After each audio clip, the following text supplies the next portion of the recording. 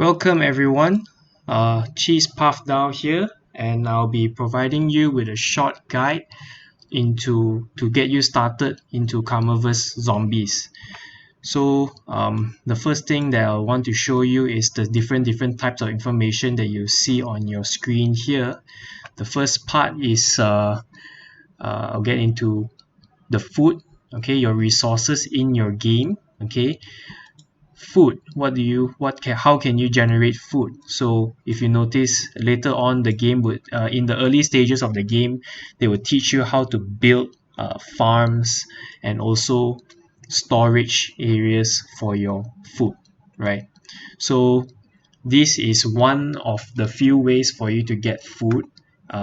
Your fighters will be able to generate food for you. If you do not assign any fighters into your farm, it will not generate any food, and from time to time you'll be able to collect your food. Same goes with metal. Okay, you have metal here, and metals are produced from the recycling center. The same concept. If you do not assign a fighter to your any of your collection areas, you will not be able to get any of your resources. And bear in mind, whichever star fighter that you put, if you put a 3-star fighter, for example, you get 8% more per hour. If you put a 1-star fighter, you only get 2% more per hour. So make sure you put all your highest star fighters in to generate more resources. Okay, then the next part, serum, the main currency of the game.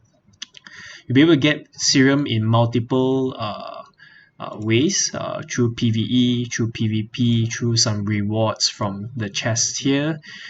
This one will be generating, you need to, this first box here, you need to kill 100 zombies, but you need to also have 3 NFT fighters before you can start completing this particular mission to get this chest. This second chest in the middle here, you need to kill 50 fighters, means PvP fighters. After killing this 50, you'll be able to collect the chest as well. And then this chest here is for you when you kill Giant Corrupted. Okay, Giant Corrupted meaning I'll show you that in a while. Okay, so these 3 boxes will be able to give you serums, as well as if you are in region 6 onwards. Region 6 will give you a possibility of getting serum, but when you hit region 7, it's guaranteed 2 serum or 1 serum, 1 or 2 serum per win, right?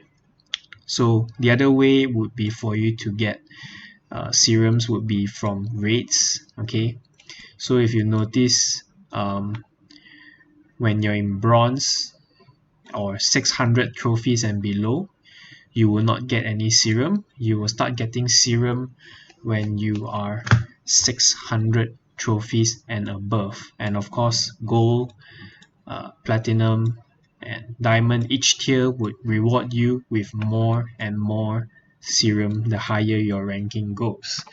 Right now I'm at gold, 1200 trophies and above.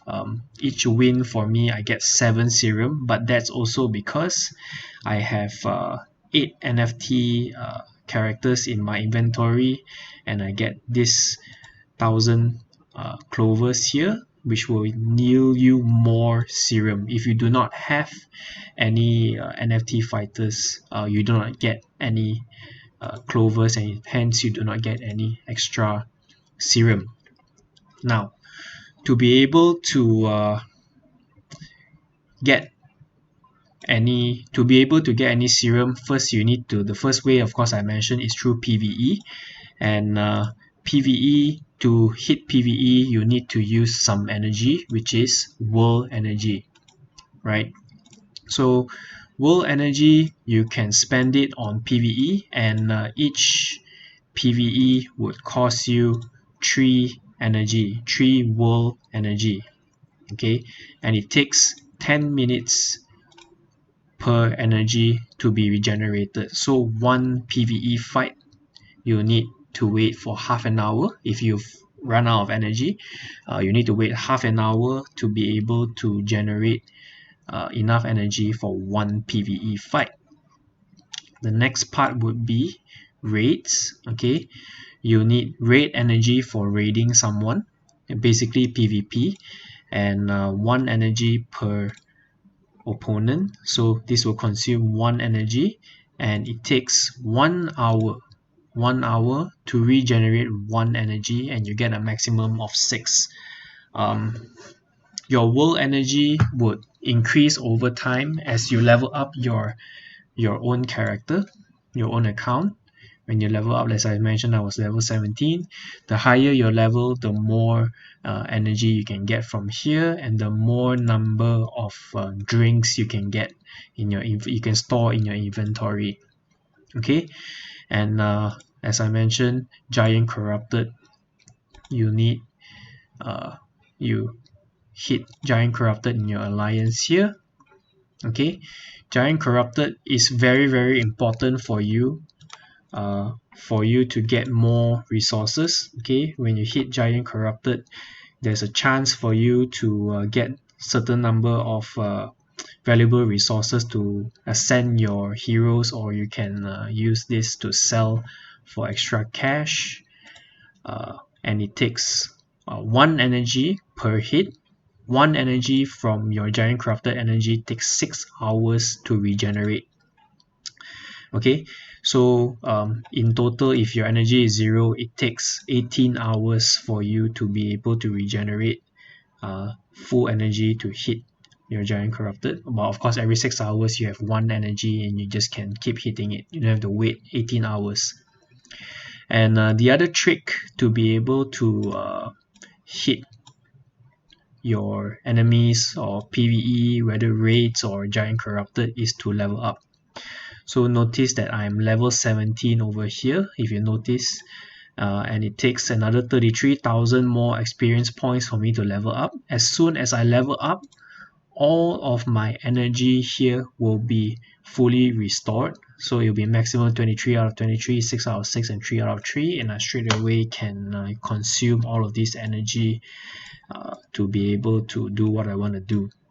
So if you are smart about it, you can time your energy consumption to be able to maximize your earnings, right? So I've covered the alliance button. Now to the resources that you have here. Okay, and so we're now going down to the fighters tab.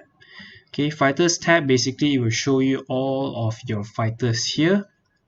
Okay, you can sort it out from power to element to name. For me, I prefer to use power so I can see the strongest guys I have up top. Then this part here, you have zombies. If let's say it's a reward that you can get from fighting Giant Corrupted, I got a 2-star zombie here. You could be getting 3 stars or more, or just a 1 star. And of course, you can see your drinks here. Okay, to level up your fighters, to be able to level up your fighters, let's say Caroline, for example, here, she's a purple fighter, right? So when I click level up, I'll need to use energy drinks to level my fighters up. Okay, now as I mentioned, she is a purple fighter. If I choose an energy drink that is different color from her, I'll just get normal experience, which is 150. Whereas if I click on a purple color energy drink, I get slightly more, 180. And you also have this energy drink with this XP plus here, which will yield more experience. In this case, this is 1002, right? But if let's say I were to select a different colored energy drink with this XP plus here, I'll get slightly less because it's a different color. Now, then if you were to, each and every energy drink you select would cost more and more food to be able to level up. So if you want, you can use 1 if you use a 2-star energy drink, you get more experience for the same amount of food. Whereas if I were to use a 1-star, it still costs the same amount of food, but I get less experience. So you gotta play it smart, because then there is also a skill level up chance. If you were to select an energy drink that is of different color, it will only raise up the chances by 1%. If you select the same drink that is of the same color, it will be 2%. Okay, higher chances for you to be able to level up your skill. But not to worry, if you were to fully ascend your character, you see, like if I show you, okay, if you were to fully ascend your character, you can also maximize your skill later on. Okay, so then you have the map. Of course, you can switch between your school map and your PvE map just by clicking here. Alright, and of course your raids to be able to attack other players in PvP. And then of course your shop here. Okay, shop. In this shop here, you mostly see non-NFT fighters. It's represented by this part here. It will tell you non-NFT fighters. Okay, non-NFT fighters, they depends on your team's composition. You may encounter some strong one, you see, like 3, 4 or 5-star fighter that you think you might need. So it's up to you to purchase using serum or using your own cash to be able to purchase this hero. But if you're a scholar, please do not use your serum unless your admins approve for you to buy it. Now, for PvP or PvE raids, okay, go back to the fighters tab here. You can create a maximum of 5 teams. Okay, a maximum of 5 teams with different setups. Okay, to be able to adjust for different circumstances. Maybe let's say, for example, if you were to let's say I go to region 9, right? Region 9 level 3, you get mostly yellow and red guys, so maybe you want to bring a purple or a blue, more heavy purple or heavy blue setup to be able to defeat these enemies easier. And region 9 level 4 is all green, so maybe a slightly more red setup would be a much better setup for you. So to be able to set up your team, I'll just show you a new one here. Okay, so you have 5 plus signs here. Okay, and then you can just click on any one of them. You can select your team like this. Alright, so if you notice, there's like a team cost here. This shows each fighter how much cost it will take up in your team, right? So 8, 6, 6, 6, 3, total is 29. The total team cost is 92, so I'm definitely well under. If you have higher level fighters, definitely it will cost a lot more than the current fighters that I have.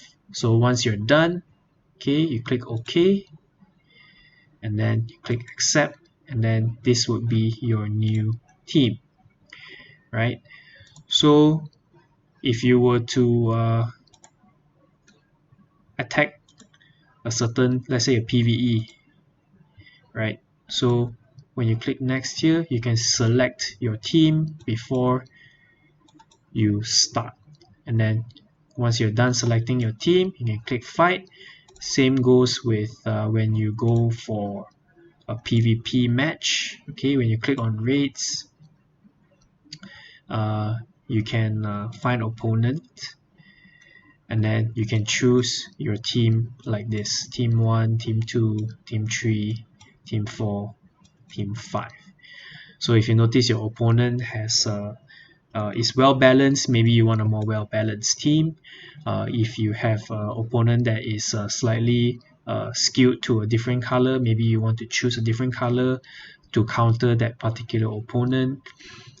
You can also click on the opponent's fighters to see their skills, what the skill does, what is their passive skill, how much HP they have, their defense, and how much attack power they have.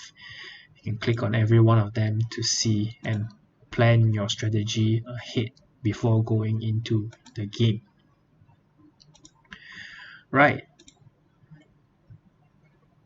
So,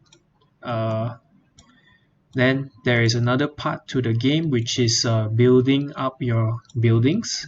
As you level up your school, the higher the level, of course my school is level 10 now, more areas will be unlocked for you. If you notice here, unlocks at school level 11. So there will be more areas for me to build other buildings, right? And your buildings would not be higher level than your school.